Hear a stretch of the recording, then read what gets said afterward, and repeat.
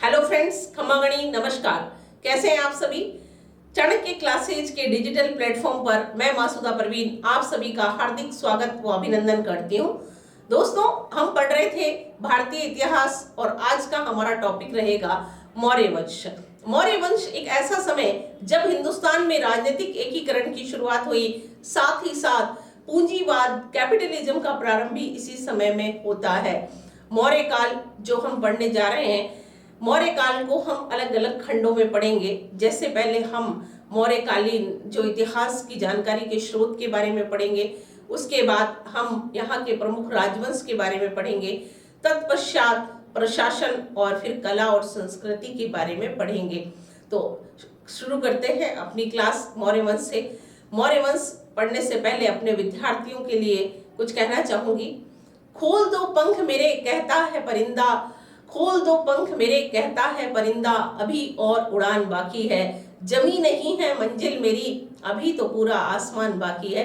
तो दोस्तों, लग जाइए पूरे जोश और जुनून के साथ तैयारी में, ताकि हम अपनी मंजिल को प्राप्त कर सकें। हम सदैव आपके साथ हैं। पढ़ना शुरू करते हैं। किसके बारे में? मौर्य वंश के बारे में पढ़ना शुरू करते हैं।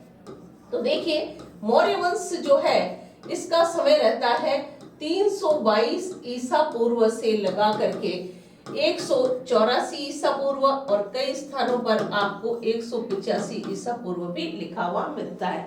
मौर्य काल का जो इतिहास है, जब हम इसके बारे में पढ़ते हैं तो इसको जानने के लिए कुछ स्रोत जो है वो मौजूद हैं जो हमें इसके बारे में बताते हैं।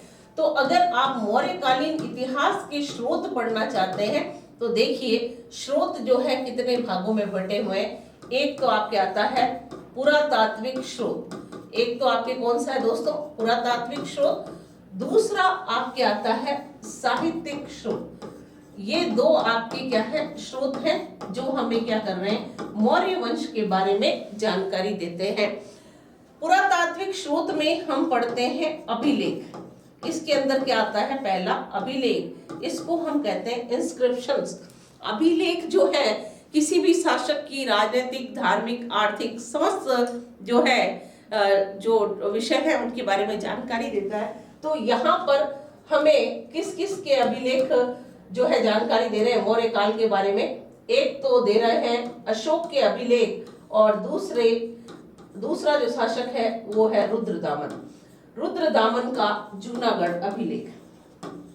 अशोक पहले व्यक्ति हैं जिन्होंने भारत में अभिलेख लिखने की परंपरा को शुरू किया था।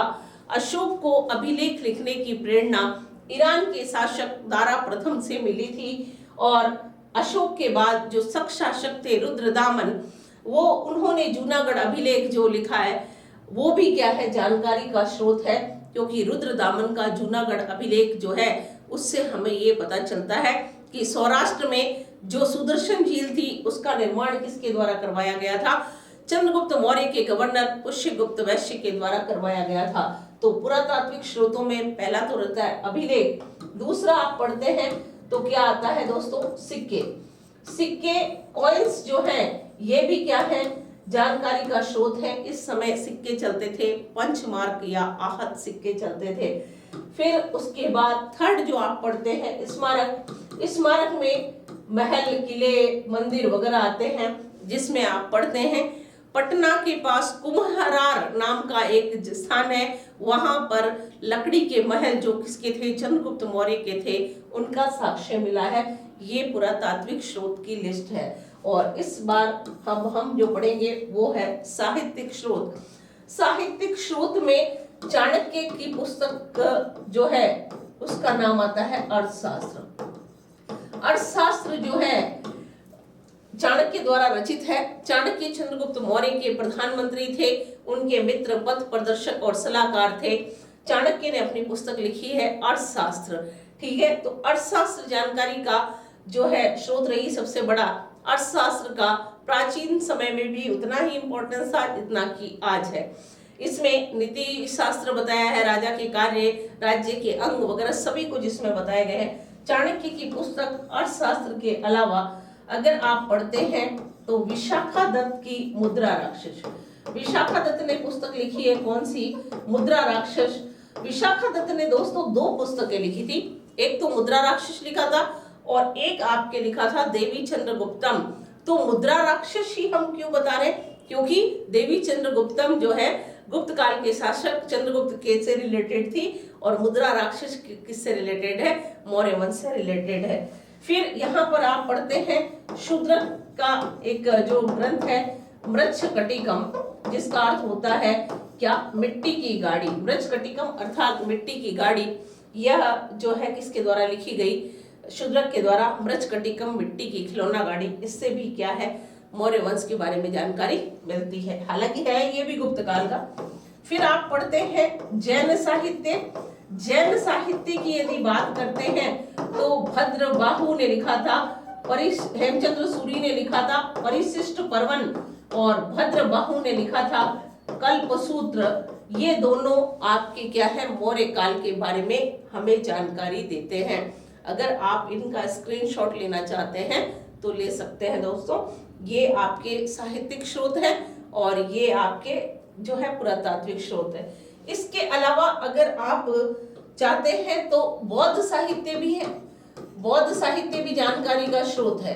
तो बौद्ध साहित्य में आप पढ़ेंगे तो किसका नाम आता है, दीपवंश, महावंश, महाबोधि वंश, ये सभी जो है आपके किसके बारे में जानकारी दे रहे हैं, ये जानकारी देते हैं हमें किसके बारे में, मौर्य वंश के बारे में जानकारी देते हैं। बौद्ध साहित्य के अतिरिक्त अगर यूनानी साहित्य आप पढ़ते हैं, ग्रीक लिटरेचर, तो यूनानी साहित्य में आपका आता है मेगस्थनीज की इंडिका। मेगस्थनीज ने एक पुस्तक लिखी है इंडिका। इंडिका मूल रूप में हमारे पास मौजूद नहीं है। तो ये है दोस्तों इंडिका, जो कि क्या कर रही है, मौर्य वंश के बारे में जानकारी दे रही है। तो ये थे मौर्यकालीन इतिहास को जानने के स्रोत। अब हम पढ़ेंगे राजवंशों के बारे में। देखिए मौर्य वंश पढ़ रहे हैं। मौर्य वंश का समय रहता है आपके 322 बीसी से लगा करके 184 बीसी ईसा पूर्व।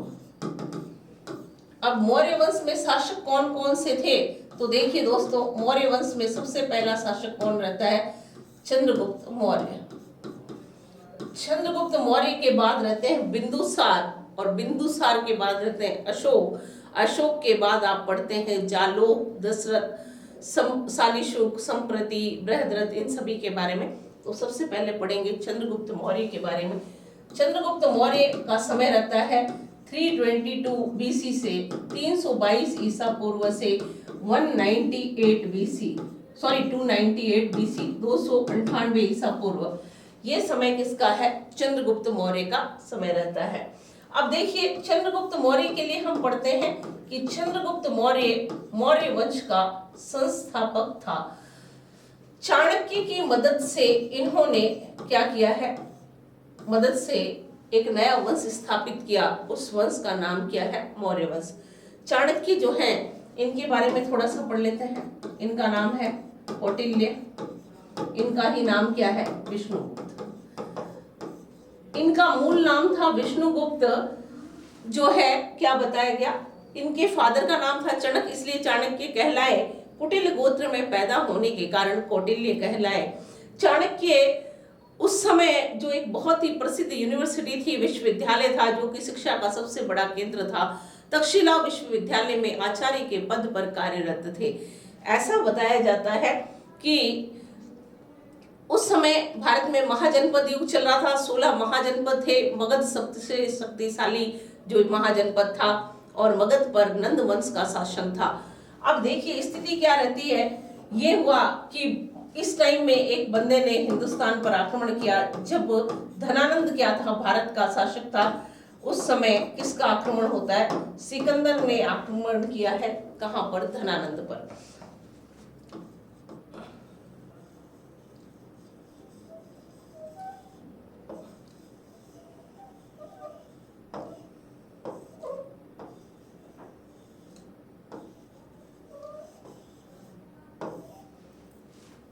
ये भारत है। अब देखिए बताया गया कि सिकंदर कहाँ का था, यूनान का था। और भारत पर कौन सा वंश राज कर रहा है, नंद वंश राज कर रहा था।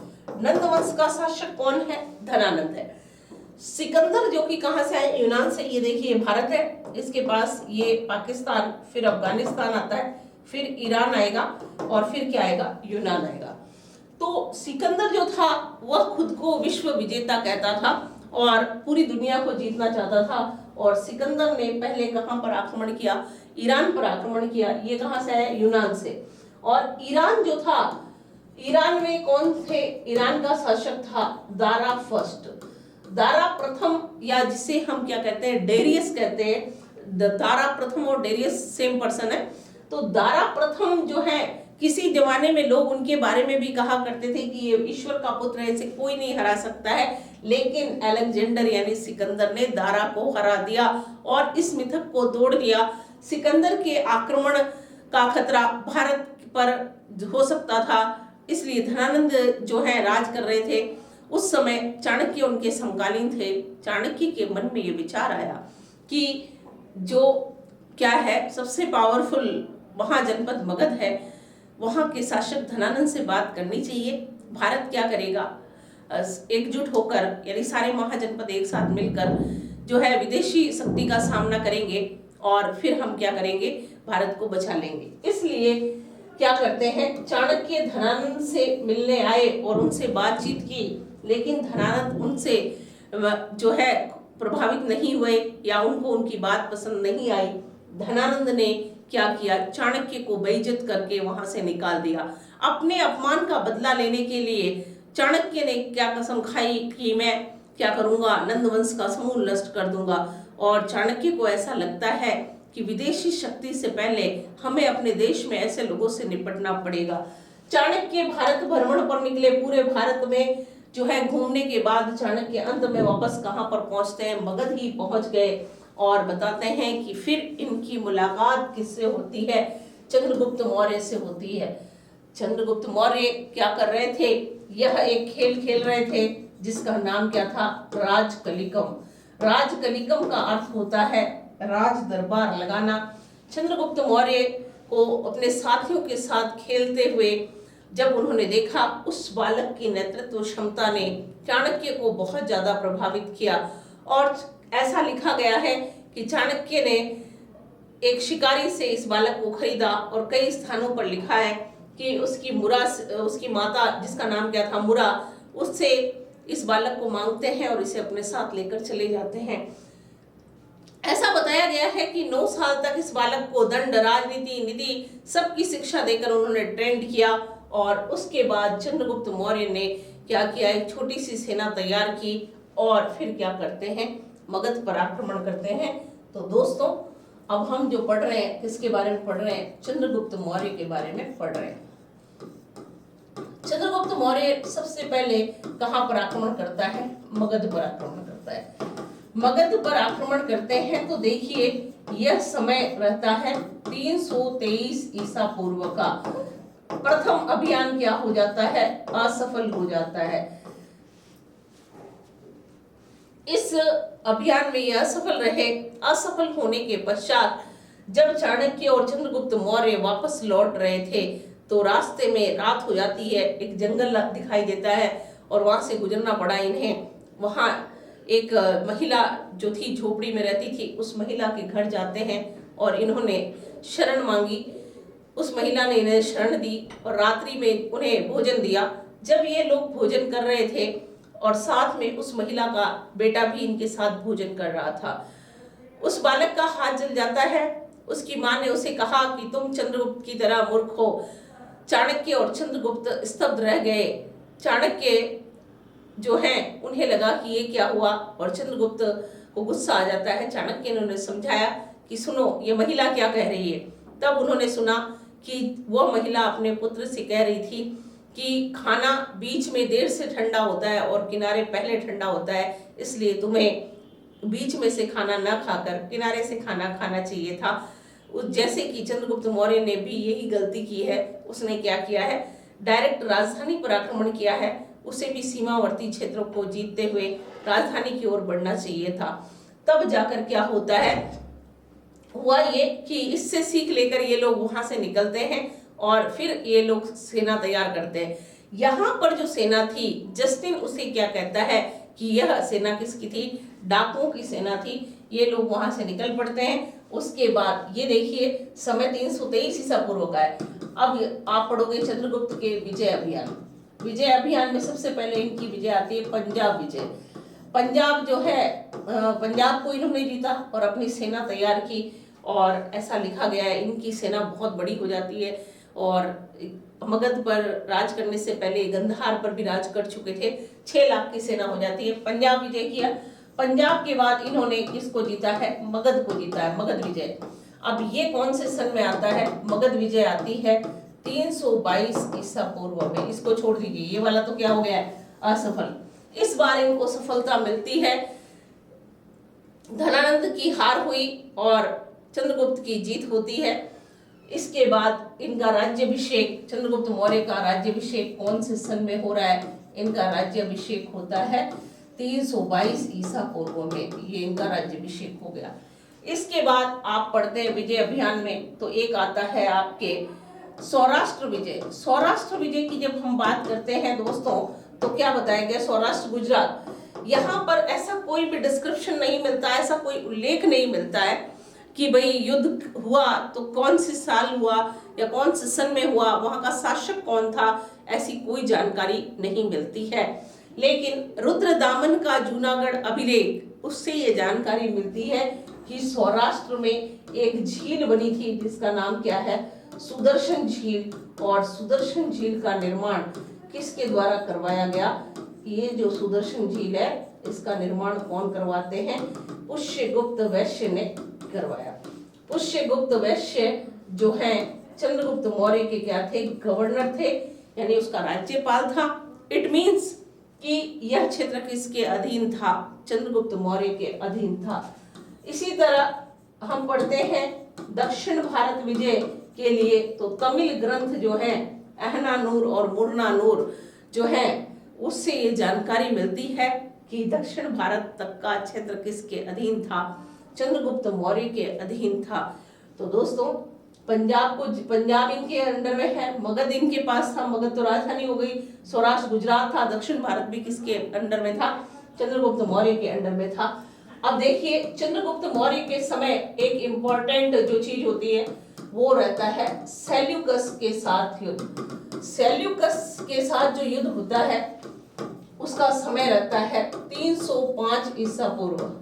कौन सा समय रहेगा दोस्तों, 305 ईसा पूर्व में सेल्यूकस के साथ युद्ध होता है। सेल्यूकस निकेटर अलेक्जेंडर के सेनापति थे, यानी सिकंदर के सेनापति थे, और इन दोनों के बीच 305 ईसा पूर्व में युद्ध होता है। युद्ध का वर्णन लिखता है एक बंदा जिसका नाम क्या था, एपियानस। युद्ध का वर्णन किसने लिखा है, एपियानस ने लिखा था।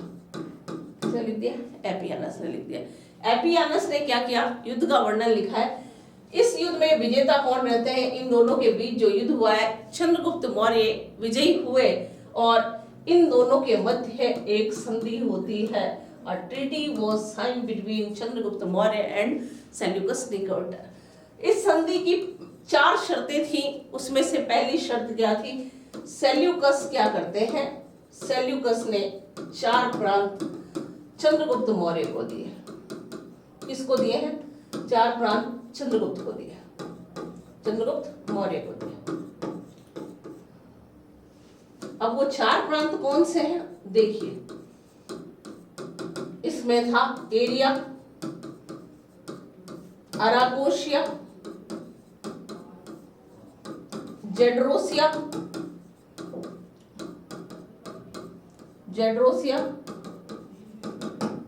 परोक्निस्ते। ये जो है आपके क्या रहते हैं, 4 प्रांत। इसे आप ये भी पढ़ सकते हैं अपनी कई पुस्तकों में, हिंदी में लिखा, ये भी हिंदी में लिखा हुआ आपको मिलेगा, फिर भी बता देती हूँ, इस तरीके से भी लिखा हुआ मिल सकता है, काबुल, कंधार, बलूचिस्तान, हेरात, ये 4 प्रांत ऐसे भी लिखे हुए आपको मिल सकते हैं। ये 4 प्रांत चंद्रगुप्त मौर्य को किसने दिए हैं, सेल्यूकस ने दिए हैं। दूसरा, हेलेना का विवाह चंद्रगुप्त से हो किया गया। हेलेना का विवाह किसके साथ होगा, चंद्रगुप्त मौर्य से करवाया। सेल्यूकस निकेटर की पुत्री का नाम क्या था? हेलेना था। और हेलेना की शादी किसके साथ करवाई गई? चंद्रगुप्त मौर्य के साथ करवाई जाती है। यह भारत का प्रथम अंतरराष्ट्रीय वैवाहिक संबंध था, यानी एक विदेशी दुल्हन हिंदुस्तान आई है। और तीसरा, मेगस्थनीज को राजदूत के रूप में भारत भेजा गया। मेगस्थनीज क्या बनकर आते हैं? राजदूत बनकर आए हैं। किसके दरबार में? चंद्रगुप्त मौर्य के दरबार में राजदूत के रूप में आते हैं। और इन्होंने कौन सी पुस्तक लिखी? इन्होंने पुस्तक लिखी थी इंडिका। इंडिका अपने मूल रूप में मौजूद नहीं है। और चौथी जो शर्त थी वो होती है कि चंद्रगुप्त मौर्य ने क्या सोचा कि मैंने अपने जो है ससुराल पक्ष से इतना कुछ लिया है, तो अब मैं इनको कुछ दे देता हूँ। तो चंद्रगुप्त मौर्य ने 500 हाथी सेल्यूकस को भेंट किए। सेल्यूकस को क्या करते हैं? भेंट के रूप में दे दिए। उन्होंने कहा कि सर आप ले लीजिए, है ना। और हाथी किस काम में आते थे? युद्ध के काम में आते थे। तो कितने हाथी दिए गए भाई? 500 हाथी दिए गए हैं। तो ये था चंद्रगुप्त मौर्य का सेल्यूकस के साथ युद्ध। और उसके बाद जो संधि हुई उसकी 4 शर्तें। अब आगे देखिए। अब चंद्रगुप्त मौर्य का अंतिम समय कैसे बीता? चंद्रगुप्त मौर्य जो है ये जीवन के अंतिम दिनों में एक जैन मुनि था जिसका नाम क्या है? भद्रबाहु। किससे प्रभावित हो गए? जैन मुनि भद्रबाहु से प्रभावित हो गए। अब ये जब जैन मुनि भद्रबाहु से प्रभावित हुए तो दोस्तों क्या बताया गया है? 300 ईसा पूर्व में मगध में भीषण अकाल पड़ा। मगध में क्या पड़ेगा? अकाल पड़ता है। इस अकाल के समय की ही बात है। 2 लोग थे, एक का नाम था स्थूलबाहु और एक का नाम था भद्रबाहु। स्थूलबाहु के नेतृत्व में जो लोग मगध में ही रह गए वो तो कहलाते हैं श्वेतांबर। और भद्रबाहु के नेतृत्व में जो दक्षिण की ओर चले गए वो क्या कहलाए? दिगंबर कहलाए। तो जैन मुनि भद्रबाहु के प्रभाव में आ गए और इन्होंने कौन सा धर्म ग्रहण कर लिया? जैन धर्म ग्रहण कर लिया। इसके बाद ये क्या कहते हैं? अपने गुरु के कहने पर अपना जो है राज कार्य किसको सौंप दिया? राज कार्य अपने पुत्र को दे देते हैं। इनके पुत्र का नाम क्या था? इनका पुत्र है बिंदुसार। बिंदुसार को इन्होंने क्या कर दिया है? दे दिया, सौंप दिया। बिंदुसार जो है उनको देने के बाद चंद्रगुप्त मौर्य कहाँ चले जाते हैं? दक्षिण भारत में श्रवण बेलगोला चले जाते हैं। और जीवन कैसे अंत में इनका बीता? वहां पर इन्होंने क्या कर लिया? संलेखना विधि से शरीर का त्याग कर दिया। संलेखना विधि को आप क्या कहते हैं? उपवास विधि भी कहते हैं। इसे इंग्लिश में फास्टिंग मेथड भी कहा गया है, संधारा भी है। ये जैन धर्म में जो है पर्टिकुलर कुछ कंडीशंस के साथ कुछ लोगों के लिए बनाया गया है कि अन्न और जल का त्याग करके हम क्या कर सकते हैं? अपने शरीर का त्याग कर सकते हैं। और चंद्रगुप्त मौर्य ने 298 ईसा पूर्व में संलेखना विधि से अपने जीवन का जो है त्याग कर दिया। और शासक कौन बन जाते हैं? बिंदुसार। देखिए चंद्रगुप्त मौर्य के लिए कुछ चीजें हम पढ़ते हैं। चंद्रगुप्त मौर्य के लिए जो है यूनानी साहित्यकार जो है या यूनानी इतिहासकार आप कह सकते हैं। यूनानी इतिहासकार जो है उन लोगों ने क्या वर्ड यूज किया है? सेंड्रोकोट्स। सेंड्रोकोटस लिखा हुआ मिलेगा। सेंड्रोकोट्स, एंड्रोकोट्स ये आपके कौन यूज करते हैं? यूनानी इतिहासकार यूज करते हैं। विलियम जोन्स नाम का एक व्यक्ति है। विलियम जोन्स ने सबसे पहले हमें ये बताया है कि जो सेंड्रोकोट्स हम लोगों ने लिखा है या ग्रीक राइटर्स ने लिखा है वह कौन है? चंद्रगुप्त मौर्य हैं। और चंद्रगुप्त मौर्य के समय आप पढ़ते हैं तो क्या होता है? माइलस्टोन लगाने की परंपरा चलती है। सड़क के किनारे जो आप मील के पत्थर देखते हैं इस तरीके से जो लगे होते हैं जिस पर डिस्टेंस दूरी लिखी होती है, वो लगाने का काम किसके समय शुरू हुआ था? इनके समय उत्तरापथ का निर्माण होता है। चंद्रगुप्त मौर्य प्रथम व्यक्ति हैं जिन्होंने अंतर्राष्ट्रीय वैवाहिक संबंध स्थापित किए, अंतर्राष्ट्रीय विजय भी प्राप्त की है इन्होंने। और चंद्रगुप्त मौर्य लास्ट में कौन से धर्म को मानने लग गए? जैन धर्म को मानने लग जाते हैं। तो ये थे चंद्रगुप्त मौर्य। यदि इस तरह का प्रश्न पूछा जाता है चंद्रगुप्त मौर्य को चंद्रगुप्त की संज्ञा किस अभिलेख में दी गई है, तो हमें लिखना है रुद्रदामन का जूनागढ़ अभिलेख। आज के लिए इतना ही, कल फिर मिलते हैं, आगे पढ़ेंगे बिंदुसार, अशोका वगैरह के बारे में। तब तक के लिए अनुमति दीजिए, धन्यवाद।